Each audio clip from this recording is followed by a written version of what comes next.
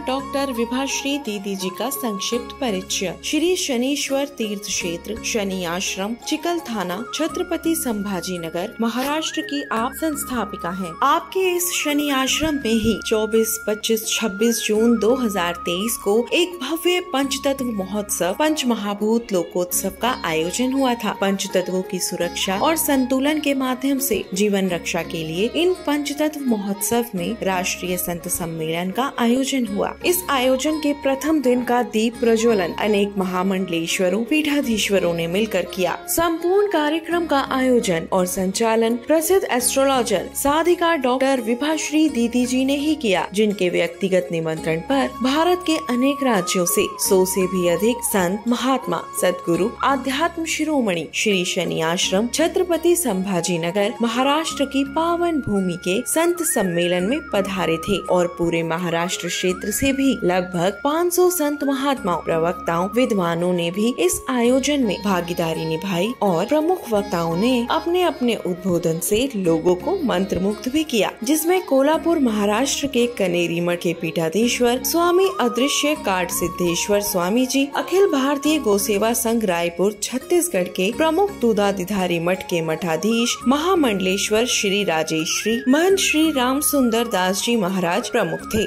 साथ ही बीजेपी के राष्ट्रीय प्रवक्ता श्री सुधांशु त्रिवेदी और नारी रत्न राजेश्वरी मोदी उर्फ राज दीदी नारायण रैकी सत्संग परिवार मुंबई ने अपनी ओजस्वी मोटिवेशनल वाणी से सभी को मंत्रमुग्ध किया। 3 दिनों में 30 से अधिक वक्ताओं को सुनने का सौभाग्य मिला। शनि साधिका डॉक्टर विभाश्री दीदी जी के द्वारा संचालित इस राष्ट्रीय संत सम्मेलन की ज्ञानवर्धक झलकियां शनि साधिका दीदी जी के ही ज्ञानवर्धक कार्यक्रम सुभारती टीवी के सुभारती संवाद साधिका डॉक्टर विभाश्री दीदी जी के साथ कार्यक्रम का महत्वपूर्ण हिस्सा भी बनी। इस पूरे त्रिदिवसीय संत सम्मेलन में साधिका डॉक्टर विभाश्री दीदी जी की सुपुत्री अभिनेत्री विभूति शर्मा जी ने अपना महत्वपूर्ण योगदान दिया और सभी संत महात्माओं अतिथियों की स्वागत व्यवस्था को संभाला। जय शनिदेव। मैं आरपी सिंह आप सभी का हार्दिक स्वागत करता हूं हमारे विशेष कार्यक्रम सुभारती संवाद में। दर्शकों, विश्व की एकमात्र शनि साधिका अंतर्राष्ट्रीय ख्याति प्राप्त एस्ट्रोलॉजर डॉक्टर विभाश्री दीदी जी के सानिध्य में पंचतत्व की सुरक्षा व संतुलन द्वारा प्राणियों को जीवन दान देने हेतु श्री शनि आश्रम छत्रपति संभाजी नगर औरंगाबाद महाराष्ट्र में 24, 25 और 26 जून 2023 को एक विशाल राष्ट्रीय संत सम्मेलन का आयोजन किया गया। इस महाआयोजन का सीधा प्रसारण भी सुभारती टीवी और विभाश्री दीदी जी के YouTube चैनल पर किया गया, लेकिन जो दर्शक प्रोग्राम को नहीं देख पाए उन्हें हर शनिवार को विशेष प्रोग्राम के माध्यम से आपको हम दिखा रहे हैं। साथ ही आपको यह भी बताते चलें कि यह संत सम्मेलन सुबह और शाम 2 सत्रों में आयोजित किया गया था। शाम का सत्र Eden garden airport Jalna road Chhatrapati Sambhaji Nagar Aurangabad Maharashtra में आयोजित किया गया। अब समय की मर्यादा को देखते हुए आपको सीधे ले चलते हैं ईडन गार्डन, जहां से डॉक्टर विभाश्री दीदी जी अपने ओजस्वी वाणी से पंचतत्वों की सुरक्षा और संतुलन पर आप लोगों को अपने जीवन में कैसे इसको उतारें, इसके बारे में आपको प्रेरित कर रही हैं। जय शनिदेव।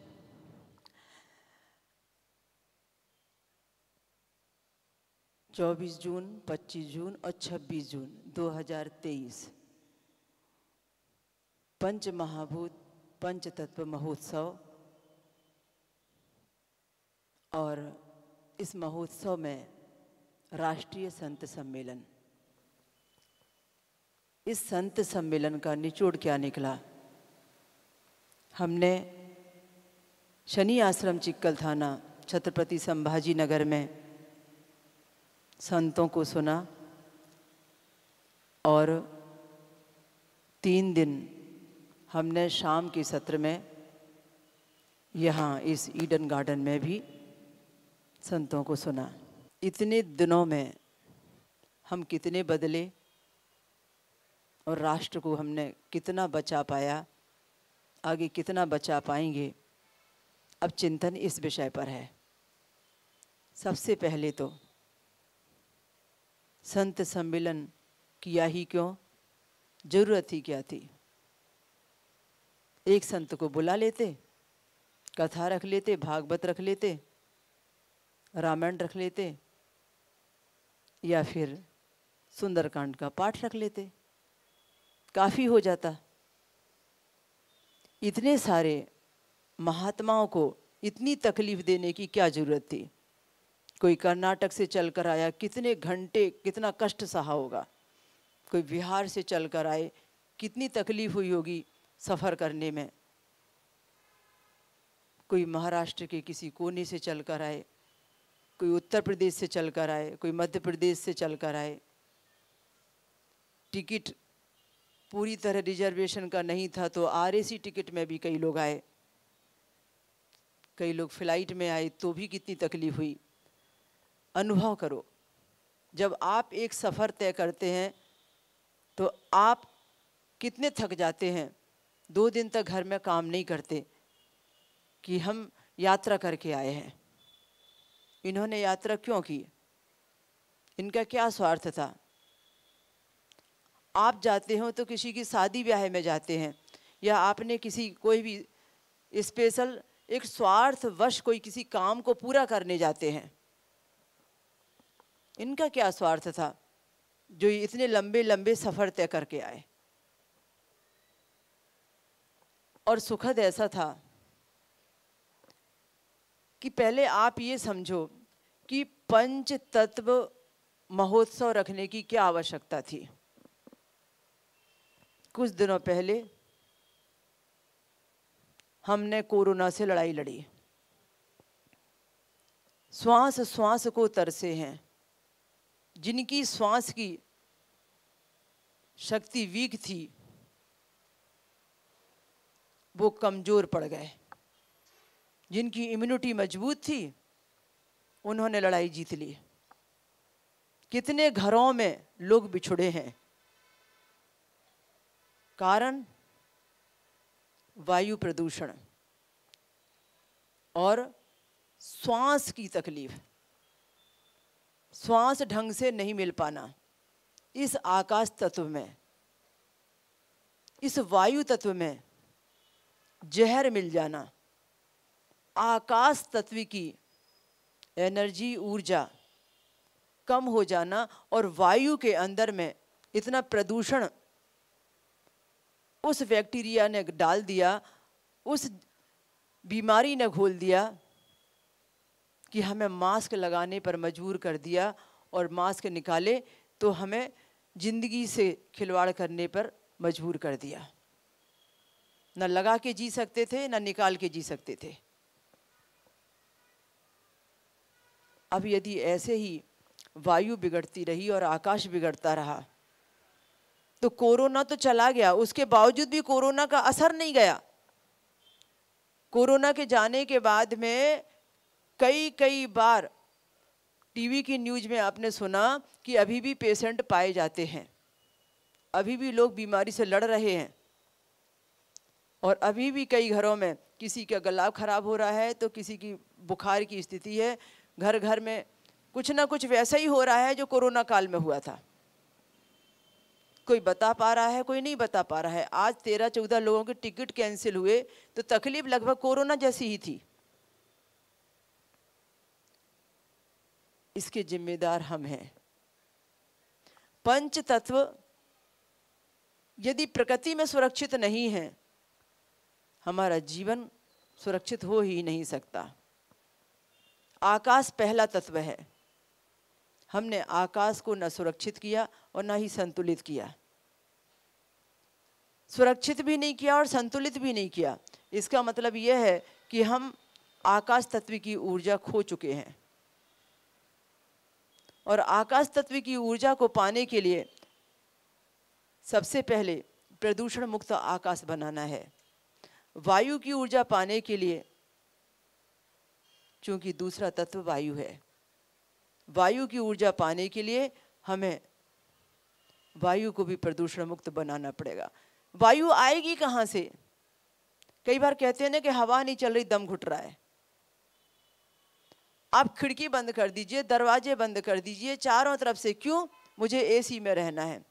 यदि दरवाज़ा खिड़की बंद नहीं किया तो मेरी एसी काम नहीं करेगी। और आप एसी में ठंडक पाने के लिए चारों तरफ से खिड़की दरवाजे बंद कर देते हैं। जब हवा नहीं चलती और एसी बंद रहता है और आपका दम घुटता है तो आप कहते हैं खिड़की खोलो, दरवाजे खोलो। फिर आप बाहर निकलते हैं, अरे खिड़कियां बंद क्यों कर रखी हैं, दरवाज़ा बंद क्यों कर रखा है, खिड़की खोलो, दरवाज़ा खोलो। अब बाहर हवा नहीं चल रही, दम घुट रहा है।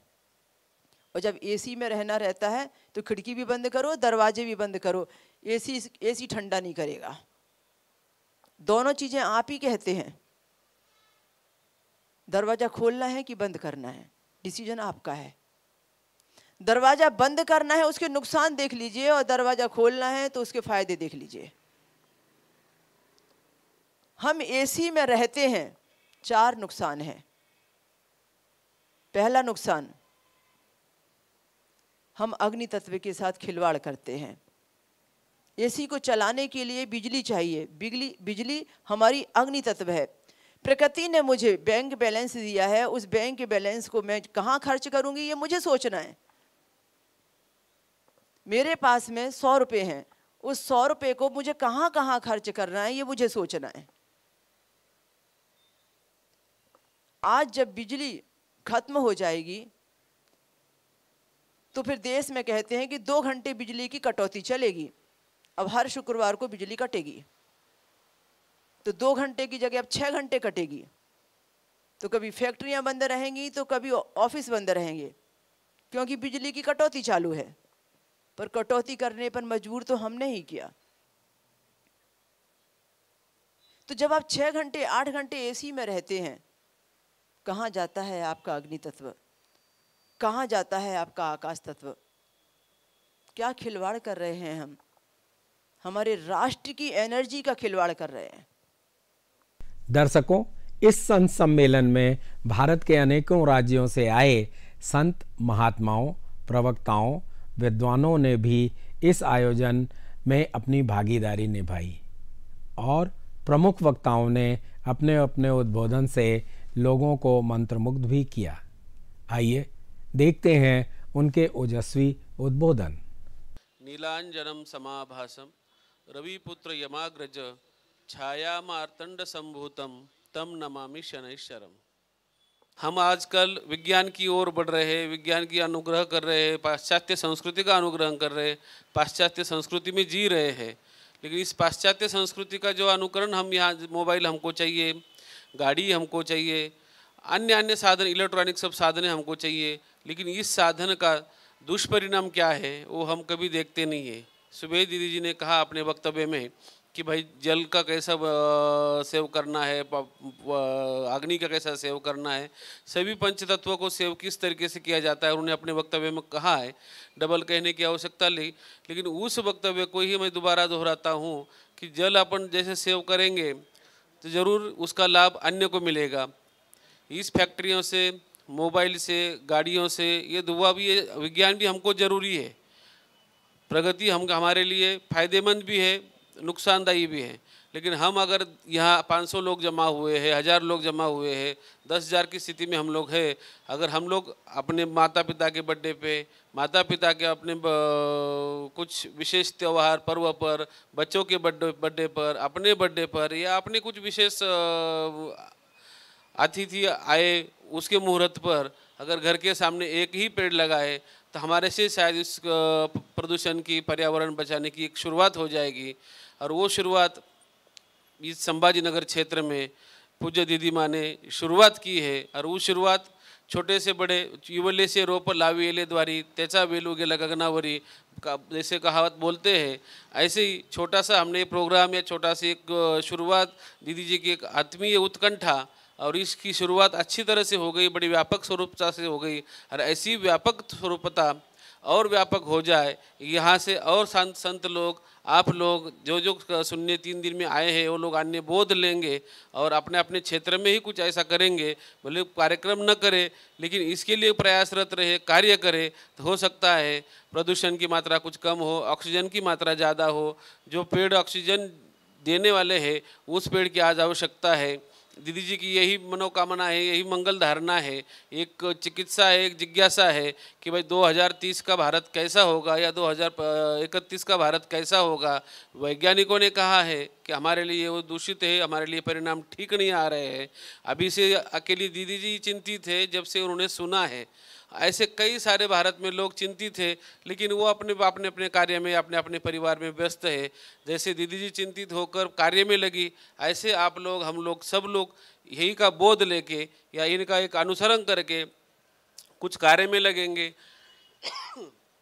थोड़ा बहुत कार्य हमसे अगर हो सके तो हम भी उसको प्रयास करके अपने यहाँ पेड़ लगाए, पानी बचाए, अग्नि को थोड़ा सा संरक्षण दे। जो जो भी पंचतत्व में आते हैं, पंचतत्व का संरक्षण करने आगे बढ़ेंगे तो हमारे लिए भी पंचतत्व कुछ काम करेगा, कारगर साबित होगा। और यहाँ का अनुभव तो अति उत्तम रहा, अति सुंदर रहा कि जो अपने लिए हम लोग प्रयास करते हैं, अपना कपड़ा, अपना अन्न, अपना वस्त्र, अपना निवारा, तीनों के लिए तो हम प्रयासरत है, रात दिन कर रहे हैं। लेकिन उसके बावजूद भी समाज के लिए भी हमको कुछ करना है, समाज के लिए भी हमको कुछ देना है। हमारे संत मुनि, ऋषि मुनि पूरे भारतवर्ष में अपने अपने कार्य में लगे रहे। उन्होंने उस समय, आज 750 वर्ष पूर्व माउली ने लिखा था कि वृक्षवल्ली आमास होई रे। वृक्षवल्ली आमास होई रे, उस समय जंगल ही था। माउली घूमते थे तो वृक्षों के साथ में रहते थे, वृक्षों के साथ में ही बात करते थे। उस समय कोई ऑक्सीजन की कमी नहीं थी, लेकिन शायद वो लोग समझ गए होंगे कि भविष्य में कलयुग, घोर कलयुग आने वाला है। लोग लकड़ी तोड़ेंगे, लोग अमुक एक दुर्व्यवहार करेंगे, प्रकृति से खिलवाड़ करेंगे। तो वो प्रकृति से खिलवाड़ न हो, इसलिए उस समय वो अभंगवाणी तैयार की है। और आज वो प्राकृत रूप में या आपके सामने, हमारे सामने वो सिद्ध हो रही है कि आज ज़रूरी है कि पेड़ लगाना है। उस समय सब लकड़े पे किचन था, लकड़े पे भंडार बनता था, लकड़ी सेकने के लिए थी, लकड़ी वेस्टेज भी जाती थी, कोई ध्यान नहीं देता था। लेकिन आज लकड़ी हमको खरीदना पड़ती है, 1 किलो से क्विंटल से टनों तक लेना पड़ती है। ये समस्या है, वो भी चुन चुन के लानी पड़ रही है। वो भी फॉरेस्ट वालों से चुरा के लोग लाते हैं, रखते हैं, हम लोग यूज़ करते हैं। अनेक समस्या है। मतलब उस समय जो उन्होंने किया वो वाणी आज सिद्ध हो रही है, सच हो रही है। ऐसे दीदी जी को सुन के लगा, उनको महसूस हो गया कि सही में आने वाला भारत हमारा इस स्थिति में न जाए कि हमको देख के आँखों में पानी आ जाए या हमारा मन दुखित हो जाए। ये दुख अंतकरण आज से ही इनके प्रेरणा ले रही है, हम लोग को प्रेरणा दे रही है। और ऐसी प्रेरणा के साथ हम लोग भी सजग रहेंगे पंचतत्व को बचाने के लिए, पंचतत्व को स्थापित करने के लिए। एक एक आदमी आगे आएगा, अपने से हम शुरुआत करेंगे तो समाज करेगा। आज मैं समझता हूँ कि दीदी जी के माध्यम से या सैन्य आश्रम से या संभाजी नगर क्षेत्र से इसकी शुरुआत हो गई है और ये भविष्य में बहुत बड़ा वटवृक्ष के रूप में इसका विशालकाय स्वरूप लेगी। और वही स्वरूप हम देखना चाहते हैं, वो स्वरूप में हम भारत को बचाना चाहते हैं, देश को बचाना चाहते हैं, पर्यावरण को बचाना चाहते हैं। ऐसी सब मंगल कामना करते हुए मैं इस सत्र के लिए, ये कार्यक्रम के लिए दीदी जी के लिए बहुत बहुत धन्यवाद, बहुत बहुत साधुवाद देके आप सब लोग इसमें सम्मिलित हुए, सब लोग आए, देश के प्रति अपना भाव प्रकट किए, आपको भी बहुत बहुत धन्यवाद। हम तो सभी भारतवासी हैं। भारत की विशेषता क्या है? हमारे देश में सभी ऋषि मुनियों ने मनुष्य के पूरे शरीर का इतना अभ्यास किया है। पंच महाभूतों का शरीर है बोले है वो, तो कहाँ कहाँ हमारे पंच महाभूत कहाँ से प्रकट होते हैं मुझे मालूम नहीं। 2 दिन से ये विषय आपके सामने आया या नहीं, यदि आया होगा तो मुझे बताइए, मैं दूसरा विषय है मेरे पास वो बोलूँगी। हमारे 5 उंगलियां पंच महाभूत के प्रतीक है या पंच महाभूत उनमें से बाहर आते हैं, यह आया है विषय। तो हमारा अंगूठा अग्नि तत्व है, हमारी तर्जनी पहली उंगली वायु तत्व है, हमारी जो मंझला उंगली है वो सबसे बड़ी वो आकाश तत्व है, हमारा जो अनामिका जो एक छोटी सी उंगली है वो है अनामिका पृथ्वी तत्व, और करांगुली पानी तत्व। हम बोलते हैं ना जाके आते हैं, बहुत सही है, एकदम सही बात है। मतलब अनजाने में ही हमारे यहाँ इस प्रकार सही बातें सिखाई गई है, लेकिन हमारे दुर्भाग्य से हम अपने संस्कृति का, अपने सभी तत्व ज्ञान का अभ्यास ही नहीं करते। अभी इसके आधार पर मुद्रा शास्त्र बनाया है ऋषि मुनियों ने। मुद्रा शास्त्र कितनी बड़ी रचना है। अंगूठा मतलब अग्नि तत्व वायु तत्व से जोड़ दीजिए तो पूरे शरीर के जो जोड़ों का दर्द है, सांधे दुखी, आर्थराइटिस, इस पर नियंत्रण आ जाता है। हर रोज ऐसा बैठिए, बैठने का तरीका है ये ऐसा ऐसा, सामने से दूर से दिखाई नहीं देगा, लेकिन उंगलियों का एक ऊपर का जो भाग है, सभी उंगलियां ऐसी बहिर्गोल है, दो सभी उंगली का एक ऊपर का एक टिप छोटा सा टोक रहता है ऊपर का, दोनों टोक मिलना चाहिए। यह है जल मुद्रा, वायु मुद्रा, माफ करिए, यह है आकाश मुद्रा। मझला बोट इसमें उंगली आ गई तो ये आकाश मुद्रा है। फिर ये पृथ्वी मुद्रा है, अनामिका से जोड़ेंगे तो। फिर करांगुली है, करांगुली से जोड़ेंगे तो यह है जल मुद्रा। ऐसे हर मुद्रा में अभी कितनी मुद्राएं हैं। हमारे गुरुजी डॉक्टर मंडलिक जी ने इस पर मुद्राओं का सभी विवेचन हमारे इसमें किया है, बहुत सारे जगह मिलेगा। मुद्रा अध्ययन करने वाले बहुत सारे लोग हैं। हर रोज बैठे बैठे उंगलियां ऐसे जोड़ के बैठिए, मुद्रा का अभ्यास है। देखो कभी ये ऋषि मुनियों ने किया मालूम नहीं है। तो एक मुद्दा है हमारे 5 उंगलियां 10 उंगलियां दोनों हाथ की, एक हाथ से मुद्रा, दोनों हाथ से मुद्रा करते रहिए। पंच महाभूत जो शरीर में है उस पर नियंत्रण आ जाता है। हम तो प्रयत्न करते नहीं, मालूम ही नहीं है। अभी तालियों से फायदा नहीं है, घर में इसका अभ्यास अभी भी बैठे बैठे कुछ 10 मिनट, हर मुद्रा 55 मिनट। कहीं इसकी मर्यादा बोली गई है कि 20 मिनट एक एक मुद्रा करिए हर रोज। अभी आप दूरदर्शन देखने में कितना समय लगाते हैं ना, उस समय बैठिए, यहाँ ध्यान नहीं रहता, वो दूरदर्शन में ध्यान रहता है। देखो साधना करते रहिए। मेरा दूसरा मुद्दा है कि हम जो आहार लेते हैं, सभी हरे आहार में आने वाली सब्जियाँ, चावल, चपाती, सभी पंच महाभूत के पदार्थ हैं। मैं जोड़ नहीं रही हूँ, ये वस्तु स्थिति है। जब हम चपाती बनाते हैं तो जो आटा लेते हैं वो पृथ्वी तत्व है, सीधा सीधा उसमें पानी डाल देते हैं तो 2 तत्व आ गए, उसका आटा गोला बन गया। फिर उसको ऐसे ही हम चपाती नहीं बना सकते, उसको ठीक तरह से मलना चाहिए। मलने से उसमें वायु तत्व और आकाश तत्व निर्माण हो जाता है और बाद में चपाती हल्की हो जाती है। फिर चपाती तैयार की है अपने बेलन के सहारे, तो उसको अग्नि पर डाल देते हैं सेकने के लिए। तो वो जो तवा रहता है ना, उस पर सेकते हैं तो अग्नि तत्व 5वां बचा हुआ उसमें आना शुरू होता जाता है। जब ये चपाती सेक के दोनों बाजू से ठीक हो गई तो वो ऐसी फूली जाती है। मुझे हिंदी इतना अच्छा नहीं है तो मेरे हिंदी शब्द आप समझ लीजिए। ऐसे वो गोल बन जाती है। तो महिलाएं क्या करती है, ऐसी चपाती सेक गई ना तो ऐसे उसको मोड़ देते हैं और इसमें डाल देते हैं डिब्बे में। मोड़िए मत, ऐसे ही किसी को परोस दीजिए। ऐसी चपाती खाने से आपको 5 तत्व एकदम मिल जाते हैं। तालियां मत बजाइए, ताजा अन्न खाना शुरू करिए। मेरी माताजी पिताजी बहुत काम करते थे, समाज कार्य करने वाले थे, लेकिन मेरे माताजी हमें हमेशा ऐसी एक एक को ताजी चपाती यहाँ से सेक के हो गई तो खिलाती रहती थी, परोसती रहती थी। तो हम ताजे अन्न पर बड़े पले हुए हैं।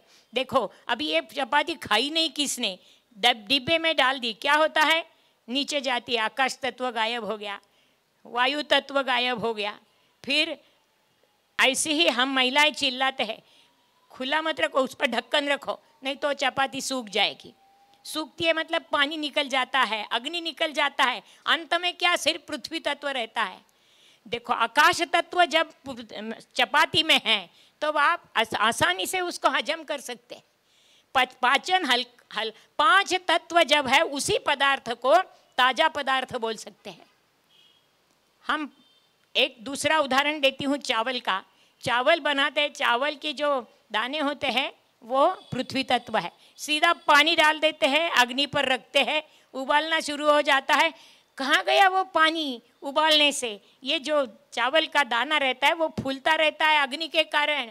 अग्नि ही सभी का परमात्मा है। आपने परमात्मा देखा है? हाँ बोलो। अग्नि ही पृथ्वी या सभी संसार का अग्नि ही परमात्मा है। सबसे श्रेष्ठ शक्ति अग्नि ही है। तो ये अग्नि पानी में आ जाना शुरू हो जाता है। पानी में जो हवा का भाग रहता है उससे ये फूल जाता है और बुड़बुड़े, क्या बोलते उसको हिंदी में? बुड़बुड़े ही बोलते, मुझे मालूम नहीं, मैं हिंदी तज्ञ नहीं हूँ। लेकिन वो बुड़बुड़े जब आते हैं ना, उसमें पानी उबालना शुरू हो जाता है।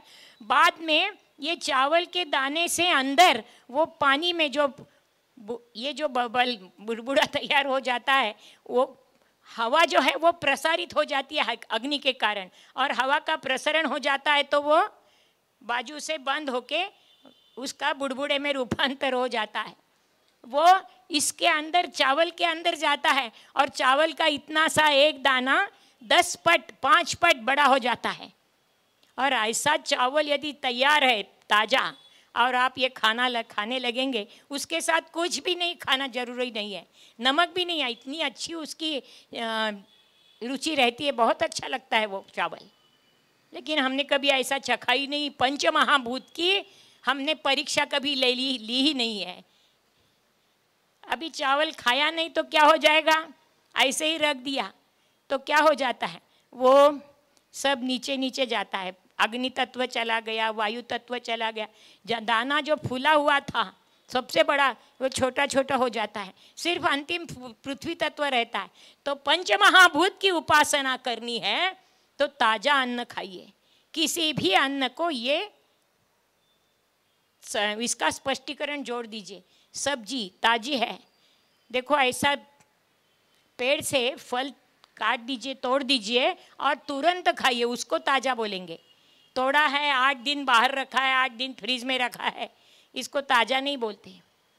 तो ऐसा अन्न खाने का अपने नसीब बनाते रहिए और पंचमहाभूत की उपासना चालू रखिए। हमारे भारत देश में इतनी सभी चीज़ें अच्छी तरह से बताई गई है, लेकिन हम हमारे देश का विचार ही नहीं करते। कितना बड़ा तत्व ज्ञान है। भारत भामने आभामने प्रकाश, प्रकाश में रममान रमने वाला हमारा देश है।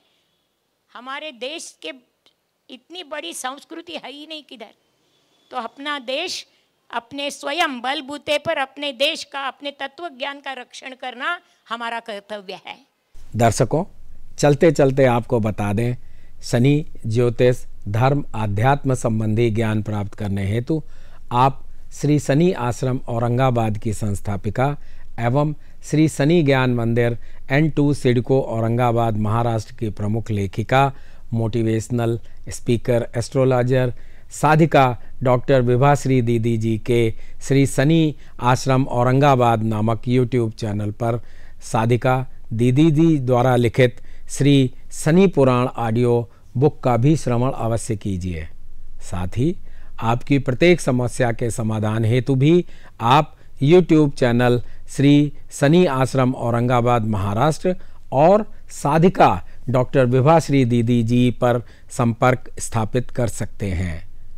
तो दर्शकों, आज के विशेष कार्यक्रम शुभारती संवाद में बस इतना ही।